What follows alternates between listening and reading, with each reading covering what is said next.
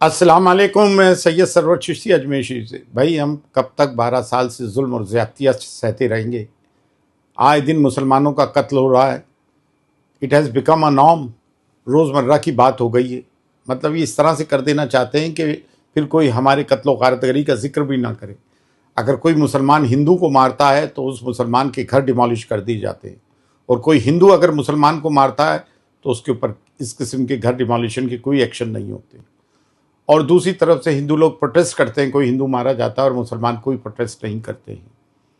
मैं कोई भड़का नहीं रहा हूँ, कोई भड़काऊ बात नहीं कर रहा हूँ, मैं इंसाफ की बात कर रहा हूँ। एस्टेब्लिशमेंट कहाँ से हो रहा है? गवर्नमेंट कहाँ है? शासन प्रशासन कहाँ है? ये गोदी मीडिया क्या कहाँ है? क्या इस तरह से देश चलेगा? क्या इस तरह से हम जुल्म ज़्यादती बर्दाश्त करते रहेंगे? बजरंग दल, विश्व हिंदू परिषद, RSS, ये सेना, वो सेना, हिंदू सेना, महाराणा प्रताप सेना, क्या हमारी भारतीय सेना कम है इंटरनल और एक्सटर्नल थ्रेट को झेलने के लिए?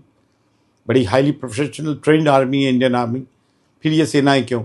क्या फिर हम भी बनाएं क्या सेना कोई? अगर आप बजरंग दल और फलाना सेना और ढिमकाना सेना बना सकते हैं तो फिर क्या मुस्लिम सेना बनाना भी फिर जस्टिफाइड हो जाता है? लेकिन इससे तो देश को नुकसान होगा ना।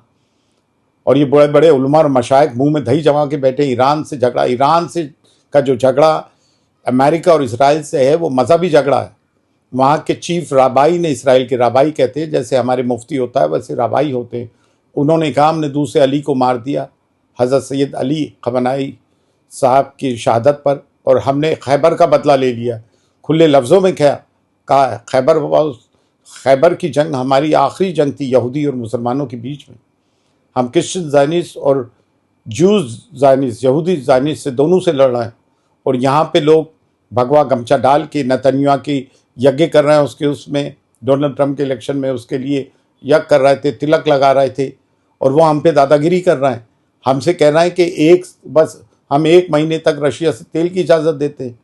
हमारी एक लार्जेस्ट डेमोक्रेसी है दुनिया में, हमारे को टर्म्स डिक्टेट करवा रहे हैं। और वो महामानव कहाँ गए जो बहुत बड़े साइंटिस्ट से कहते थे कि नाली से गैस तैयार करो? कहाँ गए वो लोग अंधभक्त जो कह रहे थे हम 500 रुपये लीटर डीजल भी लेंगे और 1000 रुपये का गैस सिलेंडर भी लेंगे? 60 रुपये बढ़े तो सबकी चूँ भूल गई। क्यों न्यूट्रल रोल नहीं निभाया?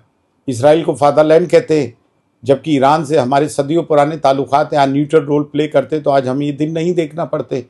हमारे को कितना नुकसान हो रहा है। हमारे रमज़ान चल रहा है, हमारे इफ्तार सहरी का टाइम रहता है, हम लोगों को सहरी खिलाते हैं। गैस की कितनी प्रॉब्लम्स फेस करना पड़ रही हैं, क्या क्या फेस करना पड़ रहा है। हम यहाँ पे हमारे बुज़ुर्गों को, जवानों को मारते हैं, गोबर खिलाते हैं और कहते हैं जय श्री राम के नारे लगाओ। क्या मुस्लिम कंट्रीज़ में, GCC कंट्रीज़ में इतने सारे हिंदूज़ हैं, कभी उनसे कहा कि अल्लाह अकबर के नारे लगाओ? आप अपने ही लोगों के लिए मुश्किलें खड़ी कर रहे हैं। किसी देश में ऐसा नहीं होता है। कोविड के टाइम थाली बजा के कोविड को भगाने की कोशिश की थी। अब ये गैस की और एनर्जी की जो सप्लाई बंद हुई है, ठुमका दिखाकर इसको भगाने की कोशिश करो। Stop all this nonsenses. और मुसलमानों, उलमा और मशाइख और मुस्लिम पर्सनल लॉ बोर्ड से भी गुहार लगाऊंगा, भाई दिल्ली में कोई मीटिंग बुलाओ और कहो इट्स इनफ। कब तक हम इनकी जुल्म ज़्यादतियाँ बर्दाश्त करेंगे? जुल्म सहना जालिम को प्रमोट करने के बराबर है।